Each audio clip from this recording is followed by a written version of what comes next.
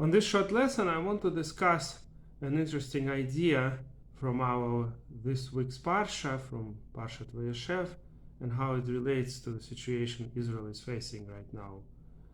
I mentioned in a different video how while Israel can be very successful in eliminating terrorists, it loses almost always the war of public relations.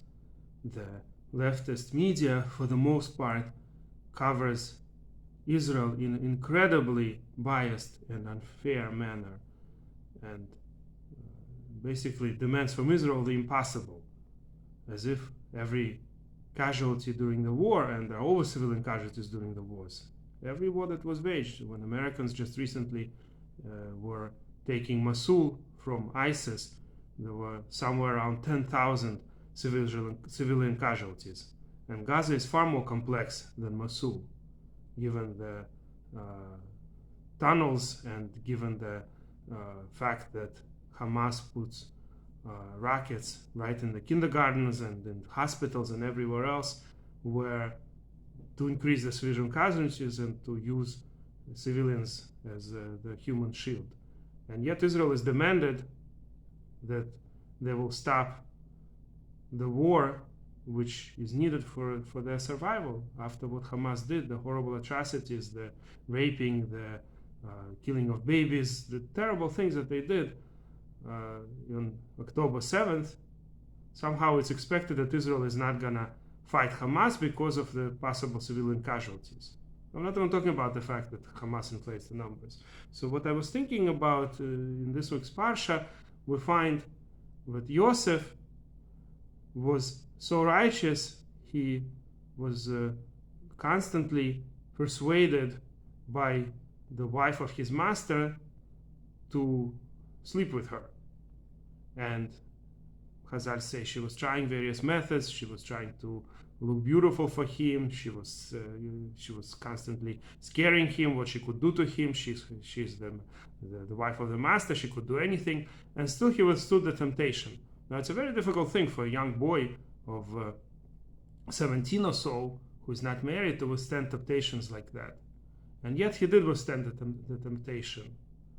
There is a midrash, in fact, that a certain Roman woman, a very important Roman woman, asked the rabbi that she knew, how is it possible that Yosef withstood the temptation? I don't believe that.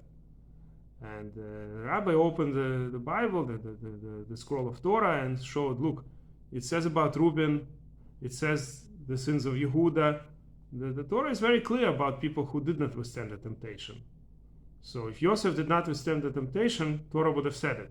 Torah is very clear that our ancestors had sins and does not cover up for them at all. So if the Torah says that Yosef withstood the temptation, that means he did withstand the temptation. Maybe that's why in these stories, the story of Yehuda is right in the middle of story of Yosef. It's kind of put together as an example of, even though Yehuda had less of a temptation than Yosef did, and still he did what he did. But Yosef withstood the temptation. And guess what? In the end of the day, not only it didn't help Yosef in terms of what people thought, but exactly the opposite. Because he withstood the temptation, because he ran away, the wife of his master used it as exactly in order to accuse him of trying to rape her. Exactly the opposite. So the whole world probably thought that Yosef, this terrible guy who came to rape the wife of his master, and she, the poor woman, she screamed, and that's why he ran away and left his cloak in her hands and stuff like that. So this is exactly what reminds me of the situation Israel is constantly facing. No matter how much they try to not hurt the civilians more than any other country in similar circumstances, there are people in the Israeli army dying because of the extra effort that they're doing. If they wanted to kill the civilians, or even if they just didn't want specifically to kill the civilians, but they simply didn't care, they would just bomb every place where the Hamas is storing rockets, and there would be hundreds of thousands, if not millions, Palestinians so-called dead. There's no question about it, that the way the rockets are stored, if every time they would bomb the rockets, they would not care about trying to get the civilians out, there would be a lot of civilians dead, much, much more than even the numbers that Hamas is giving. So after everything Israel does, the ground operation is much more complex than just bombing from the air, which is totally safe for Israel. And who cares about how many civilians die? Okay, so there will be, let's say, 100,000 people dead. No, Israel doesn't do that. And that's considering that the civilians that we're talking about, they're worse than Germans during World War II. The Germans didn't actually elect Hitler. Hitler had less than 50% of German vote. But he was able to form a coalition and later take on power. There's a whole story about how he was able to do it. But the majority of Germans didn't necessarily support Hitler. On the other hand, the majority of so-called Palestinians support Hamas. And they were happy, they were celebrating when the atrocities of Hamas came out on October 7th. It was a big celebration for them, just like on September 11th. They were celebrating. They were celebrating the death of the people they consider their enemies, the Americans, the Israelis. The big Satan is the Americans, the lesser Satan is Israel. You know, the hate has no bounds. I think according to statistics, they say 98% of Gaza residents hate America. 98%. I'm not even talking about what they think about Israel. So these people elected Hamas, and not as every single one of them is at fault, but certainly they bear at least a lot of the guilt. But Israel is not considering that. It's still trying to save as many so-called non-combatants, the so-called peaceful population. They're trying to save as many as they can. They're losing their own soldiers in order to save as many as they can. And yet the whole world says exactly the opposite. UN, the leftist media, all they do is constantly accuse Israel of killing the civilians. What kind of proof can Israel possibly offer? Last time when the hospital was bombed by their own rocket that exploded, as in fact a large percentage of the rockets of Hamas and Islamic Jihad and other organizations of theirs explode on their own territory. And Israel provided ample evidence from all sides. What other evidence is needed? And still, not everybody.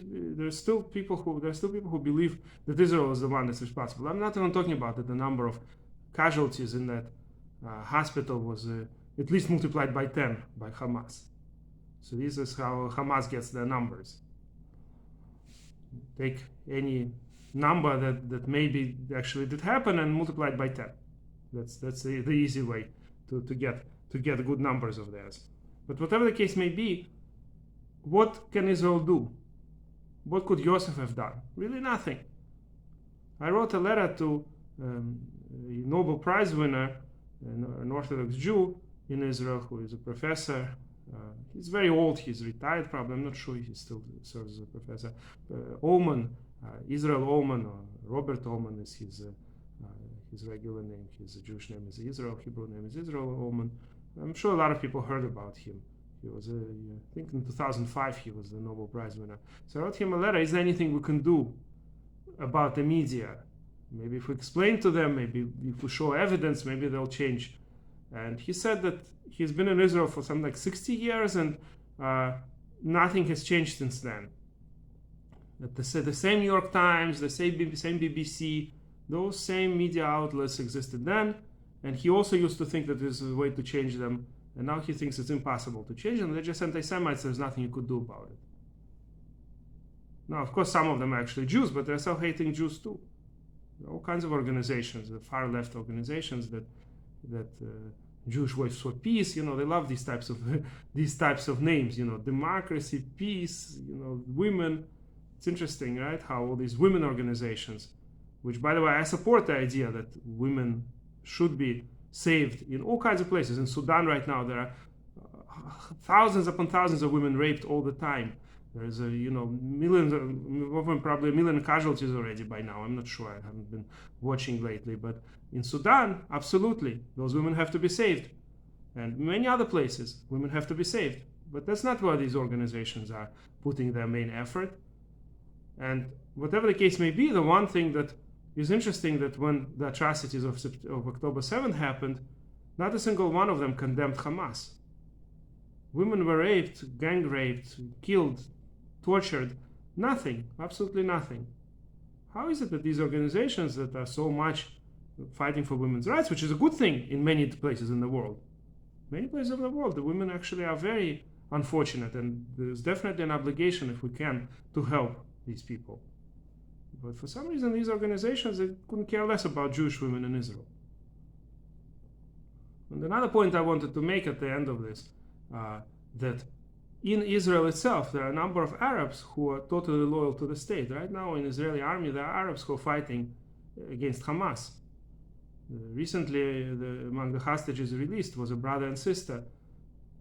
They had to suffer the same way as the Jewish hostages. Whatever they went through, the terrible Gehinnom, the terrible hell that they went through in Hamas captivity. Brother and sister of Arabs. Arabic people, the girl is fully covered in hijab, everything exactly like religious Muslims. There's a video interview with a certain Muslim man whose wife was a teacher of Quran who was killed by Hamas during the attack on October 7th. So don't assume it's a fight of Jews against non-Jews. Rather, it's a fight of Israelis, including Jews, Arabs, Christians, against Hamas specifically. Not against Arabs, not against Muslims, against Hamas. Against the horrid organization that is worse than ISIS and by far worse than Nazis. And the atrocities that they did, Nazis did not do that. It's definitely, the fact is that Israel has absolutely no choice but to destroy Hamas. And after that, I'm hoping that maybe they could teach many years. It's not going to take 1 or 2 years, but it may take many years to teach it's important to teach the children to learn to live in coexistence. Then maybe they will grow a generation that will be ready to have a separate state. Right now, if they leave Gaza to its own, UN will again teach them the same thing. The UN itself, the schools teach hate, teach killing the Jews. So until Israel takes over or gives some kind of nations that are able to teach the next generation of the Arabs living there to live in coexistence, there's no way really. The Palestinian Authority, so-called Fatah, also is not much better than Hamas, and moreover, if Israel doesn't keep protecting it, they will be killed the same way as in Gaza they were killed something like 2007. Hamas took over in Gaza and killed the Fatah members. So there's no way to put Fatah in Gaza a second time and hope that something will change. I think they attribute to Einstein the statement that it's very foolish to do the same thing and expect different results. There's no question that the results will be exactly the same. So the only thing that might be possible is that the people who will be in charge of Gaza will re-educate, just like the Nazis were re-educated. The German people had to be re-educated, and it took many years. America had troops there for many, many years. And guess what? Germany became a normal, decent country. But it takes a while, especially in the case of the Gazan population. It's in many ways much worse than Germans. Germans were much more cultured. So definitely the children have to be educated from young childhood how wonderful the world is, how much Israelis are willing to live in peace with them, how they're going to have a wonderful country, Singapore of Middle East, if they only abandon the idea of destroying Israel and taking over everything. And then they will have tremendous success, because there's so much money that flew into Gaza. The billions of dollars that went in could have been made into a Singapore of Middle East. They could have built hotels near the beach, tourism, everything. They could have had a fantastic state. They chose not to have it. But if they're forced to have a normal state, then very likely they will be able to coexist with Jews. That's what I'm hoping for. And let this lesson be dedicated for this maybe too optimistic, but I'm really hopeful vision of future if Gazan population will abandon the idea of destroying the Jews and instead will want life more than they want the death of the enemy.